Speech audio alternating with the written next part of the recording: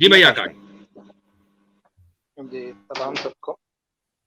जी हाँ। वालेकुम अस्सलाम। अस्सलाम। जी वालेकुम फरमाए। अस्सलाम। मुफ्ती साहब आपसे एक सवाल है जी अ, फरमाइए। कि जैसे हम मतलब एक लॉजिकल कंक्लूजन पे पहुंच जाते हैं अगर हम डीपली स्टडी करें सारी रिलीजन्स की, तो इस्लाम तक पहुंच जाते हैं।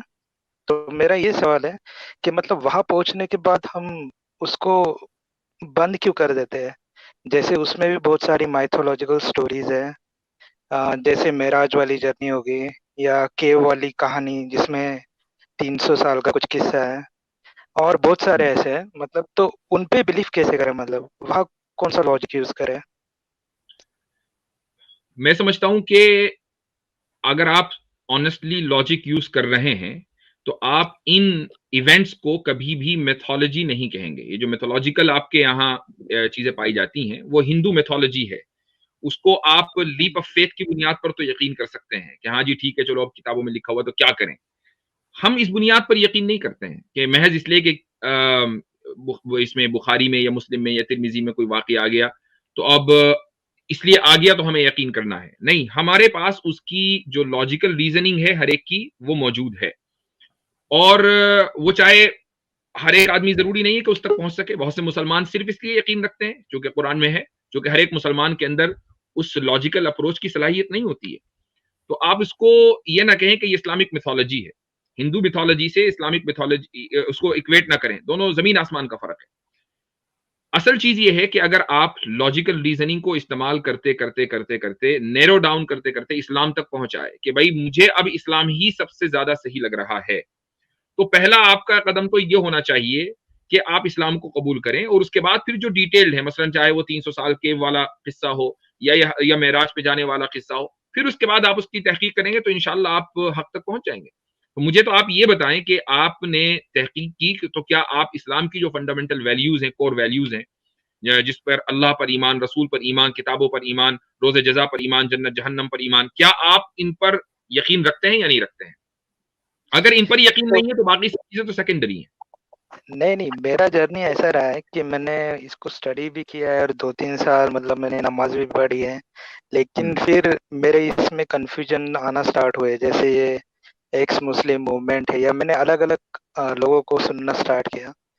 तो हम्म, फिर मेरे डाउट्स, मतलब मैं उस तरीके से नहीं सोचता था पहले। जैसे हम्म, मैं एक होली बुक है, मेरे को अच्छा लग रहा है उसके जो भी चीजें हैं वैसे पढ़ रहा हम्म, था।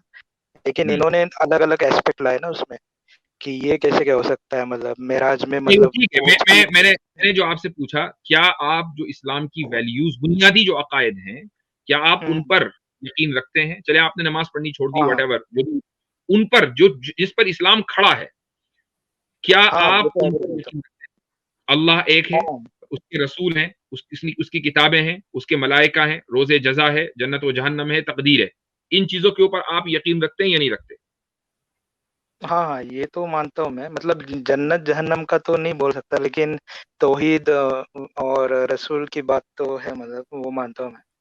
ठीक है, अल्लाह ताला एक है और इसी तरीके से उसने रसूल भेजे, आप इसको मानते हैं, सही है। जी। जन्नत जहन्नम नहीं मानते आप?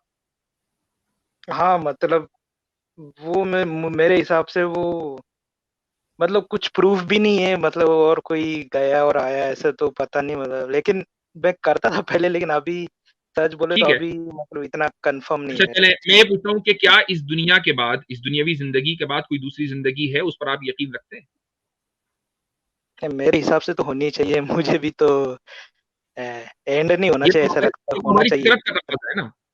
यानी हम्म, इस जिंदगी का कंटिन्यू होना मरने के बाद भी, ये हमारी फितरत का तकाजा है, ये एक फितरी चीज है। और जी। फितरत का तकाजा मैं किस तरीके से, मैं वो बता देता हूँ।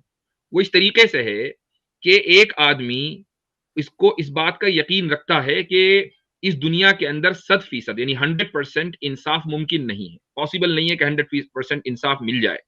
और हम ये हम्म, चाहते हैं कि 100% इंसाफ मिले। ये हमारी इंसाफ और आदल, जस्टिस, ये हमारी ऑब्जेक्टिव मोरालिटी है। हर आदमी ये चाहता है कि मुझे 100% इंसाफ मिले। मैं उसकी एक मिसाल, दो मिसाल देता हूं। एक जी। मिसाल ये है कि मतलब आपसे किसी ने ये बात कही कि भाई फला आदमी जो है ना, वो तुम्हारे खिलाफ कॉन्स्पिरेसी कर रहा है, बहुत बड़ा तुम्हारा दुश्मन है, और उसने ऐसा किया वैसा किया, और सब झूठ कहा उसने आपसे। लेकिन आप आउटरेज हो गए और आपने जाकर उसको गोली मार दी। ठीक है।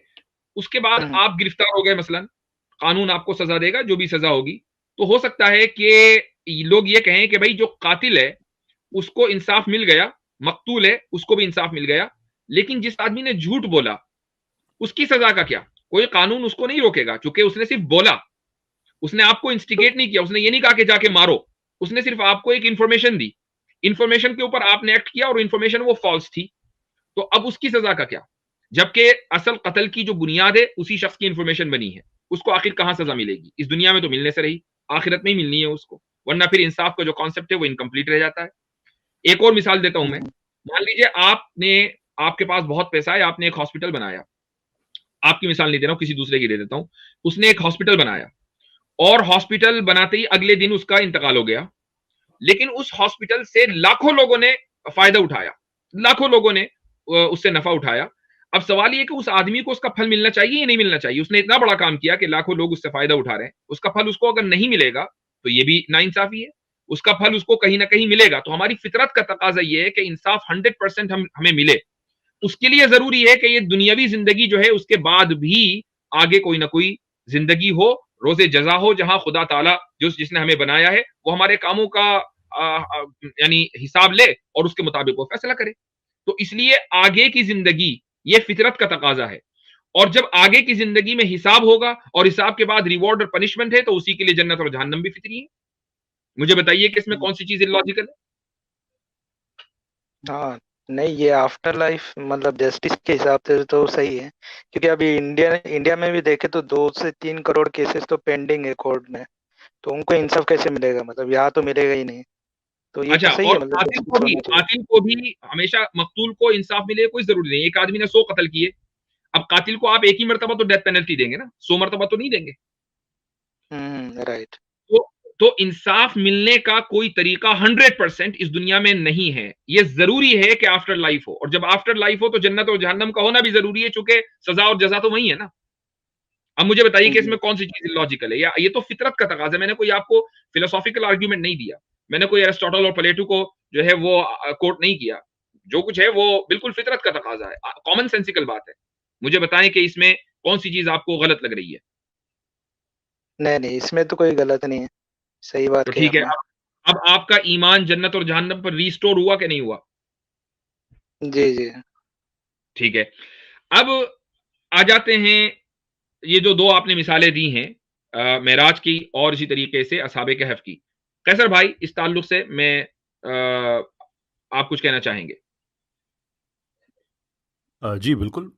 देखिए, जो मिराज के हवाले से जो बातें हैं उसके तो वहाँ उस वक्त पे भी आई विटनेसेस मौजूद थे, वो लोग जिनके रास्ते में काफ़िले वाले मुलाकातें हुई, सो फोर्थ, वो तो सारी रवायात में मौजूद हैं। पर that essentially is not the important thing. असल चीज़ ये नहीं है कि वहाँ पे लोग मौजूद हैं और फिर वो सारा। जब हम बात करते हैं किसी मौजज़े की, तो इट नेसेसिटेट्स के उससे अकल जो है वो आजिज़ आ जाए, अगरचे उसके भी फ़िज़िकल प्रोसेसेस हैं। ऐसा नहीं है कि वो उसके उसके पीछे कोई फ़िज़िकल कॉज़ैलिटी नहीं होती, वो होती है, लेकिन वो इंसान की दस्तरस में नहीं है। इंसान के लिए ये रवा नहीं है कि वो दीन की बात करे और ईमान की बात करे और वो अंदर से महज़ब भी हो, यानी कि मुत्तक़ी, जो जहाँ से कुरान शुरू होता है कि हिदायत देती है ना मुत्तकीन को। तो कुछ लोग ये एतराज़ भी करते हैं कि जो मुत्तकी है उसको हिदायत की क्या ज़रूरत है। हालांकि इस यहाँ पे जो मुत्तकी का मतलब है वो ऐसा डरने वाला, जिसके अंदर ये तहज़ीब पाई जाती है कि वो हिदायत को लेने वाला है, वो डरने वाला है। तो अर्ज़ करने का मतलब ये है कि हम कोई कपड़े ख़रीदने नहीं जा रहे हैं, हम जूते ख़रीदने नहीं जा रहे हैं कि हम ठोंक बजा के उस चीज़ को जब तक देख ना लेंगे तब तक हम उसे लेंगे नहीं, ज़हनी तौर पे कबूल नहीं करेंगे। बल्कि हम जब मुत्तकी हैं, और इसका मतलब ये भी नहीं है कि जो कुछ हमें बता दिया जाए हर तरह की कहानी को हम मान लें, ऐसा भी नहीं है। हम खुद तहकीक करते हैं। बहुत सी कहानियाँ इस्लाम के अंदर लोगों ने दाखिल कर दी जिन्हें हम खुद डिसऑन करते हैं, यानी भाई ये चीज़ ठीक नहीं है। आमिर भाई भी गालवन बता रहे थे, ज़ुबैर अली ज़ई साहब ने गालवन से बहुत ज़्यादा काम किया है। बहुत से किस्से ऐसे हैं जो लोगों ने डाल दिए, तो हम कहते हैं नहीं भाई ऐसा नहीं। तो अगेन रैशनैलिटी की बेस पे हम ये देखते हैं कि इस्लाम क्या हमारी तवक्कुआत पे पूरा उतरता है, क्या ये इंसान की ज़रूरियात को पूरा करता है? क्या ये एक बेहतरीन इस्लामी माशरा देता है? And if the answer is yes, and the answer is yes, तो उसमें अगर 2-3 चीज़ें ऐसी हैं जो कि सुपर नेचुरल हैं, हमें समझ नहीं आती हैं, तो उनकी बेस पे हम बाकी सारी चीज़ों को नेगेट नहीं कर देंगे, बल्कि इन चीज़ों को एक्सेप्ट करेंगे, और एक्सेप्ट करने के प्रोसेस में एक्सेप्ट करेंगे कि हम लिमिटेड हैं, और एक ऐसी ज़ात के सामने लिमिटेड हैं जो हमारे सामने लिमिटेड नहीं है, वो किसी के सामने भी लिमिटेड नहीं है। If that comes in form of a मोजज़ा के वो असहाबे कहफ के साथ जो हुआ, जो कि बेसिकली हो सकता है, वो मतलब वो साइंटिफिकली स्पीकिंग उसको समझना आज की दुनिया में काफ़ी आसान है, गिवन द फैक्ट कि बहुत से मुख्तलिफ टाइम का मिजाज आप कह लें, एक गैलेक्सी से दूसरी गैलेक्सी, इवन इस गैलेक्सी के अंदर भी मुमकिन है, इस कायनात के अंदर, हमारी इस दुनिया के अंदर मुमकिन है कि टाइम का इफ़ेक्ट एक आदमी पे एक तरह का हो, दूसरे पे दूसरे का ना हो। अभी जो एटॉमिक वॉचेज़ हैं वो ज़्यादा बेहतर प्रेडिक्ट करती हैं कि किसके ऊपर टाइम कितना ज़्यादा गुजरा, डिपेंडिंग उनके आपका लैटिट्यूड कितना था कितना नहीं था। अगेन द पॉइंट इज़ कि उसके कुछ शायबे हम साइंटिफिकली स्पीकिंग समझ सकते हैं, and if that is extrapolate into something bigger such as असहाबे कहफ का जो वाक़या है, तो मेरा नहीं ख्याल कि उसको हम इस वजह से हम कह सकते हैं कि नहीं मुझे इसमें शक है इसलिए कि मुझे वो समझ नहीं आ रहा। डू वी नो इनफ कि हम ईमान लेके आए अल्लाह ताला पे? If the answer is yes, तो इसका फिर लॉजिकल आगे जो आंसर बनता है वो ये है कि हम ये ज़िद करना छोड़ दें कि नहीं हमें हर चीज़ की ही समझ आए। वो हर चीज़ की समझ आ जाए तो फिर वो कैसा खुदा है जिसकी हर चीज़ की समझ आ जाए? ठीक, हैव टू बी मैं केयरफुल। जी जी जी मैं इस पर जी एक चीज को इजाफा करना चाहूंगा और उसके बाद मैं आसिम भाई की तरफ आऊंगा। जी ये है कि आकाश साहब मुझे एक बात बताएं, मान लें आपको एक मुतलकुल इनान बादशाह बना दिया जाए। मुतलकुल इनान का मतलब ये है कि आपके ऊपर कोई ना हो, आप जो हैं वो उस जगह की सुप्रीम अथॉरिटी हो, ठीक है, आप पार्लियामेंट के तहत ना हो, लेजिस्लेटर्स के तहत ना हो, सिर्फ आपके पास एग्जीक्यूटिव पावर्स ना हो बल्कि आप ही लेजिस्लेशन हो, आप ही लेजिस्लेटर हो, आप ही एग्जीक्यूटर हो। अब आपने एक कानून बनाया कि भाई रियाया को, मेरे सब्जेक्ट्स को इस तरह रहना है, तो क्या आप, नंबर एक, दो सवाल करूंगा, क्या वो कानून आपके ऊपर भी लागू होता है? नंबर दो, क्या आप उस कानून को तोड़ सकते हैं या नहीं तोड़ सकते? जी मेरे ऊपर तो लागू नहीं होगा शायद, क्योंकि जी ठीक, हाँ, चलिए, क्योंकि आप तो कानून, आप लॉ गिवर है ना, तो आपके हम्म, ऊपर वो कानून नाफिज नहीं होगा। दूसरी बात, क्या कानून को आप तोड़ सकते हैं या उसमें एक्सेप्शन कर सकते हैं या नहीं कर सकते इन दिस हाँ, सिचुएशन? बिल्कुल बिल्कुल कर बिल्कुल कर सकते हैं। सकते हैं। ठीक है, ये दुनिया जो जिस कायनात में हम रहते हैं, ये लॉज ऑफ नेचर के तहत चल रही है। अब जब हमने हम्म, खुदा के वजूद को तस्लीम कर लिया कि वो एग्जिस्ट करता है, तो इस लॉ को बनाने वाला तो वही है ना, या कोई और है? नहीं, सेम वही है। वही है। जब कानून को बनाने वाला वही है और वो खुद कानून के ताबे नहीं है, वो तो लॉ गिवर है, लॉ क्रिएटर है, वो कानून के ताबे नहीं है, और उसको ये हक भी है कि वो इस कानून के अंदर कहीं ना कहीं कोई एक्सेप्शन कर ले। तो अगर आपको ऐसा लग रहा है कि मेराज का जो वाकया है वो लॉज ऑफ फिजिक्स के मुताबिक नहीं है, लॉज ऑफ नेचर के मुताबिक नहीं है, या असहाबे कहफ का जो वाकया है वो लॉज ऑफ नेचर के मुताबिक नहीं है, तो खुदा को ये इख्तियार, क्या आप खुदा से उसका ये इख्तियार छीन रहे हैं कि जिसने इस लॉज ऑफ नेचर को बनाया कि वो इस लॉज ऑफ नेचर में कहीं एक्सेप्शन कर ले? क्या ये आप इख्तियार खुदा से छीन रहे हैं, जबकि हम ये मान रहे हैं कि वो मौजूद है और वो कादिर मुतलक है, ओमनीपोटेंट है? सही कहा। अब मुझे बताएं कि इसमें कहां आपको लगता है कि ये इलॉजिकल है? इलॉजिकल उस वक्त होगा जब हम ये कहेंगे कि खुदा जिसने लॉज ऑफ नेचर बनाए हैं वो लॉज ऑफ नेचर का ताबे है, वो उस पर भी अप्लाई होते हैं।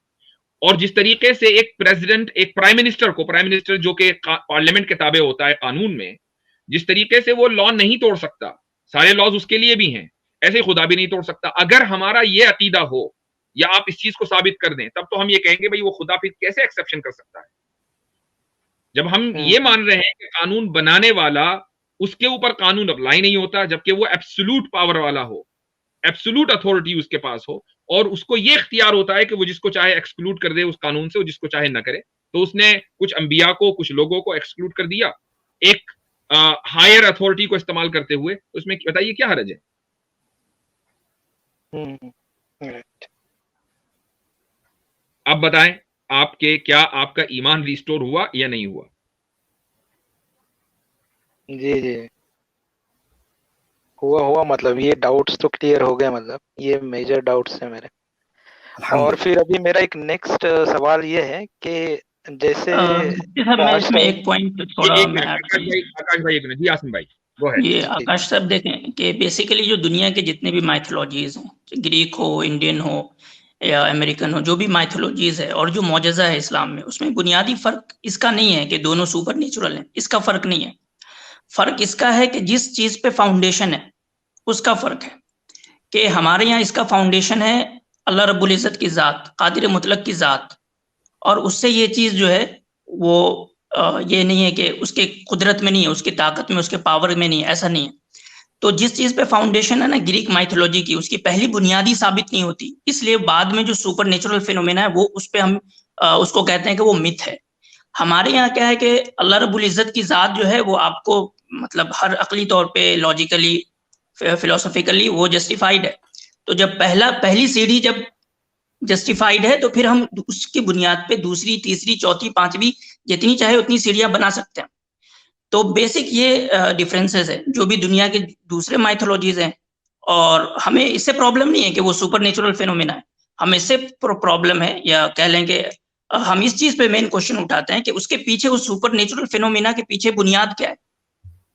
असल फर्क मोजेज़े का और दूसरे माइथोलॉजी का ये। जी मुफ्ती साहब। बहुत जबरदस्त। जी आकाश भाई, देखें आपने हमसे ये कहा कि मेरे दो ये प्रॉब्लम्स थी और जिनकी वजह से मेरा ईमान डगमगा गया। मैं आपको सबसे पहले, आप अगले सवाल करें या अगली स्ट्रीम्स में आए, उससे पहले मैं एक चाहूंगा आपसे कि जब आप जो इस्लाम की जो बुनियादी बातें हैं, जिसको अल्लाह ताला ने आमन्तु बिल्लाहि व मलाइकती व कुतुबी व रुसुली वल यौमिल आखिर इसमें जिक्र किया है कि मैं अल्लाह पर ईमान लाया, उसके मलाइका पर ईमान लाया, उसकी किताबों पर ईमान लाया, उसके रसूलों पर ईमान लाया, जन्नत व जहन्नम पर ईमान लाया और रोज़े जज़ा और तकदीर पर ईमान लाया। जब आप इन चीज़ों पर एग्री करते हैं तो आप मुसलमान हैं, आप मोमिन हैं। और मोमिन होने का तकाज़ा ये है कि जिस खुदा को आप ये मान रहे हैं कि वो हमारे जितने भी अफेयर्स हैं, इस कायनात के जो अफेयर्स हैं, उसको वो मैनेज कर रहा है, वो मुदब्बिर है, उसके लिए अरबी में लफ्ज़ इस्तेमाल होता है मुदब्बिर। तो मैं आपको ये बता दूं कि जिस ज़ात को भी आप मुदब्बिर मानेंगे, वही ज़ात फिर माबूद भी है, वही वर्दी ऑफ वर्शिप भी है। ये इन दोनों के अंदर, ये दोनों लाजिम व मलज़ूम, यानी दोनों एक साथ चलते हैं। यानी मिसाल के तौर पर अगर कोई ये साबित कर दे कि खुदा मुदब्बिर नहीं है, वो अफेयर्स मैनेज नहीं करता, बल्कि फला बंदा करता है, फला आदमी करता है, तो फिर उसी की इबादत होगी जो करता है। लेकिन जब हम ये मान रहे हैं कि खुदा ही करता है, वही इस कायनात को बनाने वाला, वही इस निजाम को चलाने वाला, तो फिर इबादत उसी की होगी। अब जब आपने एक चीज को तस्लीम कर लिया और उसके बावजूद आपने नमाज पढ़नी छोड़ दी, तो मैं ये चाहूंगा कि आप अपने उस रास्ते पर वापस आएं और इबादत शुरू करें। ठीक है, ये आपके ईमान का और आपके खुद अपने जमीर की आवाज है, या आपकी इस बात का तकाजा है जो आपने कही है कि आप उसकी इबादत शुरू करें। रही ये बात कि इस तरह के सवालात आपके आते रहेंगे, वो ये ऐसा नहीं कि सवालात का सिलसिला खत्म हो जाएगा, हम में से हर एक को आते हैं सवाल, हम तहकीक करते हैं। अब आप मुर्तदों की स्ट्रीम पे जा रहे थे और उल्टी सीधी उनसे बातें सुनते थे, आप मुतासिर हो गए। आप हमारी स्ट्रीम पर आए, 5 मिनट के अंदर अल्हम्दुलिल्लाह आपके शुबहात दूर हो गए। तो आप से मैं ये चाहूंगा कि आप हमारी जो स्ट्रीम्स हैं उसके रेगुलर विजिटर बने और हमसे अगर कोई सवाल हो तो आकर कर लें, कबल इसके कि आप कोई फैसला करें कि यार मुझे तो ये समझ में नहीं आ रहा है, चलो यहाँ से निकलो। तो मुफ्ती साहब, मेरा ये सवाल है अभी फिलहाल, एक ये लास्ट सवाल है। तो अभी जैसे नमाज फर्ज है, ठीक है, तो अभी मेरा ये सवाल है कि as a like kind of meditation हम ये कर सकते हैं, जैसे मैं रिमेम्बर कर रहा हूँ 5 टाइम्स अ डे एक पर्टिकुलर वर्स या जो भी कुछ लिसन कर रहा हूँ, rather than doing it physically like all the steps, रुकू, सजदा, वो सारी चीजें नहीं, फॉर बिल्कुल नहीं सम कर टाइम। सकते, बिल्कुल नहीं कर सकते। और उसकी वजह यह है कि खुदा ने एक तरीका दिया है कि मुझे याद करने का ये तरीका है। ठीक है, तरीका भी उसी ने बताया ना कि मुझे याद करने का ये तरीका है। अब हम ये कहें कि नहीं जी, मैं खुदा ताला मानता तो मैं आप ही को हूं, ये भी मानता हूं कि आप क्रिएटर हैं, ये भी मानता हूं कि आप सारे अफेयर्स मैनेज करते हैं, तरीका मेरा चलेगा। अब मुझे बताएं कि अगर आप किसी बादशाह के दरबार में जा रहे हैं और वहां पहुंचने के कुछ प्रोटोकॉल्स हों, तो प्रोटोकॉल्स आप फॉलो करना पड़ेगा आपको। आप ये नहीं कहेंगे नहीं जी जाऊंगा, मैं आपके दरबार में आऊंगा जरूर, लेकिन मैं अपनी मर्जी से आऊंगा और अपने प्रोटोकॉल्स के हिसाब से आऊंगा, मैं आपके प्रोटोकॉल्स को नहीं मानता, ये मुमकिन नहीं है। तो फिर आपका जो ईमान है वो खुदा के ऊपर पुख्ता नहीं है, परफेक्ट नहीं है। इसलिए जो तरीका है नमाज पढ़ने का, खुदा को याद करने का, उस तरीके से आपको चलना पड़ेगा। हाँ, ये जरूर है, मेडिटेशन का मतलब है कि आप रात को सोने से पहले, मिसाल के मैं एक वैसे ही बता रहा हूँ, आप सुबह को उठने के बाद भी कर सकते हैं, सोने से पहले आप 5 मिनट अपने पूरे दिन का जायजा लें कि मैंने आज क्या क्या किया है, मैंने वक्त के ऊपर नमाज पढ़ी कि नहीं पढ़ी, मैंने कोई गुनाह किया या नहीं किया, कोई अच्छा काम किया या नहीं किया, गुनाह किया उस पर माफी मांग लें, तौबा कर लें, और अगर अच्छा काम किया उस पर खुदा का शुक्र अदा कर लें और सो जाएं। ये मेडिटेशन है आपका, आपने खुदा को याद किया। ये काम आप रोजाना करें, आप खुद देखेंगे कि चंद दिनों के अंदर आप अपनी जिंदगी में फर्क महसूस करेंगे। जी जी।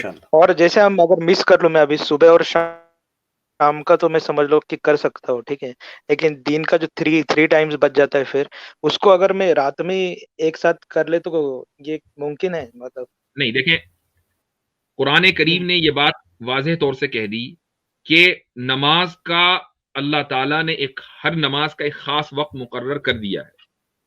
तो आपको नमाज, जो 5 नमाजें हैं, उनके जो 5 औकात हैं, उन्हीं पर पढ़नी होगी। यही फर्ज है। फर्ज का मतलब ये है कि you must do it, you have no other option. हाँ, उसमें ये है कि एक आदमी मान लीजिए किसी वजह से नहीं कर पाया, मसलन अलार्म लगाया, अलार्म नहीं बजा या कुछ भी है, वो सोता रह गया, ठीक है, अब जब उसकी आंख खुली तो अब वो कजा करेगा कि भाई मैं अपने वक्त के ऊपर ये अदा नहीं कर पाया था, चलो मैं नमाज कजा कर लेता हूं। ये तो हो सकता है, लेकिन मैं आपको ये कह दूं कि नहीं जी, जानबूझकर आप जो है वो दिन की जो 3 नमाजें, चुके आप बिजी रहेंगे खाने में, पीने में, जॉब करने में, पढ़ने में, whatever you do in your life, तो आप रात को पढ़ लिया करें। ये मुमकिन नहीं है। आपको उन वक्तों में टाइम निकालना पड़ेगा, और आप अकेले नहीं हैं, दुनिया में बिलियंस ऑफ लोग ये काम कर रहे हैं जो वक्त के ऊपर नमाज पढ़ते हैं। जी, और उसका फायदा है आकाश भाई, उसका फायदा है। आप ये देखें कि जिन लोगों ने 5 वक्त, अच्छा कुछ इकोनॉमी की बात, जी मेरी दुकान, मेरा बिजनेस, ऐसे मुल्क हैं, मतलब मैं सऊदीया में रहा हूँ, ऐसे मुल्क हैं वहां पर शट डाउन हो जाता है नमाज के टाइम पे, अच्छी अर्निंग है, इंडिया और पाकिस्तान से उनकी करेंसी स्ट्रांग है, चाहे उसकी कुछ और, मगर नमाजें वहां पर चल रही हैं। कहने का मकसद ये है कि ये डिसिप्लिन आपकी लाइफ में ऑर्गेनाइज करता है आपको। जब आप 5 वक्त जाते हैं जमात के साथ मर्दों के लिए मस्जिद में, वो यूनिटी शो करता है, उससे एक दूसरे का हाल पूछा जाता है। एक नमाज मिस होती है, अगली बार वो मिलते हैं, वो आपसे पूछते हैं भाई क्यों नहीं आए, असर में बैठे थे, बड़ी जबरदस्त बात हुई। तो ये पूरा का पूरा सोसाइटी के अंदर यूनिटी पैदा करने का एक सिस्टम है, ये वजह है, और आपको ऑर्गेनाइज करता है, एक्टिव रखता है, हर वक्त आप नमाज 2 घंटे बाद, 3 आप घंटे अगर बाद। किसी ऐसी जगह पर हैं जहां मस्जिद नहीं है, जमात के साथ शामिल होना मुमकिन नहीं है, ठीक है, आप ऐसी जगह हैं, या आप के वो मतलब इस तरह के औकात है कि आप उससे मुमकिन ही नहीं कि आप उससे हट सकें, तो मैं ये कहूंगा कि फिर आप उन वक्तों के अंदर इनफिरादी तौर पर तो अदा करें, यानी इंडिविजुअली। ठीक है, आप मस्जिद नहीं जा रहे हैं, जमात से नहीं पढ़ रहे, लेकिन इंडिविजुअली जो है अपने वक्त के ऊपर नमाज पढ़ना जरूरी है, आप उसकी पाबंदी शुरू करें। जी हजरत, मैं यहाँ पे एक बात करना चाहूंगा कि इससे मतलब ये साबित होता है कि हम जब गॉड कहते हैं ना, तो फिर गॉड मानते भी हैं। जी, ऐसा नहीं होता कि कह तो दिए गॉड, लेकिन चल रही अपनी मर्जी की। और इसका एक बहुत बड़ा असर ये होता है कि एक साहब हैं, उन्होंने वो रिवर्ट थे, वो पंडित थे, तो और मतलब पंडित इन द सेंस की ब्राह्मण थे, और वो सरकारी टीचर थे।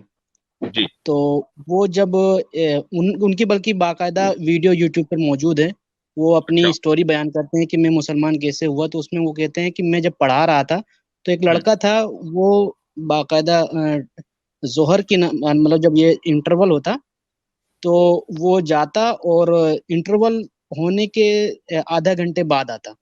तो रोज मार खा रहा है। तो मैंने एक बार उससे कहा कि भाई क्या करते हो? तो उसने कहा कि सर जी, होता ये है कि उस वक्त नमाज का टाइम होता है और हम जो है नमाज पढ़ने चले जाते हैं, और आते वक्त टाइम लग जाता है उसमें। तो इसलिए तो कहा कि भाई अल्लाह के बंदे, इतना तू मार खाता है डेली, तो थोड़ा आगे बढ़ा लिया कर, घर जाके पढ़ लिया कर। तो उसने बड़ी प्यारी बात कही। उसने कहा कि आपका गॉड आपके ताबे है, लेकिन हम अपने गॉड के ताबे हैं। अल्लाहु अकबर, क्या बात, क्या बात। ये बात उस टीचर को इतनी ट्रिगर कर गई। उसने कहा कि बस अब मतलब एक छोटा बच्चा अभी जो 11वीं 10वीं 12वीं में है, वो इस चीज को मतलब ऐसे बयान कर रहा है कि जैसे बिल्कुल सारी बातें उसके ऊपर खुल गई हूँ, और मैं इतना बड़ा हो गया, मैं ब्राह्मण हूँ और अपने गॉड को मतलब गॉड क्या और एक आदमी का भी दर्जा नहीं दे पा रहा हूँ। जब मर्जी आती उसके पास जाता हूँ, जब मर्जी आती जाता ही नहीं। ये नाम उनका है, ये उन्हीं का नाम है, अहमद पंडित, कुछ अभी किसी साहब ने लिखा, अहमद जी पंडित जी, नाम है। ये आशीष जी तिवारी जी भाई जी लिख जी रहे हैं। जी जी अच्छा, जी जी अहमद पंडित। जबरदस्त जबरदस्त, माशाल्लाह।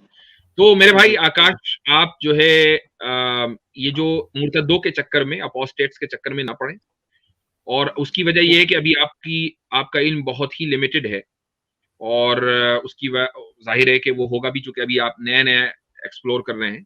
तो अगर कभी भी कोई डाउट हो तो आप हमारे पास आए, इंशाल्लाह कोशिश करेंगे हम आपके डाउट को बिल्कुल उसको हल करें, और आप इस्लाम के ऊपर जम जाएं। आपके खुदा का मखलूक होने और उसके बंदे होने का यही तकाजा है कि आप उसकी बात माने और उसके तरीके पर चले। ठीक है चलेगा, थैंक यू। और मैं कोशिश करता हूँ करने का जो भी आपने कहा। Thank you. बस।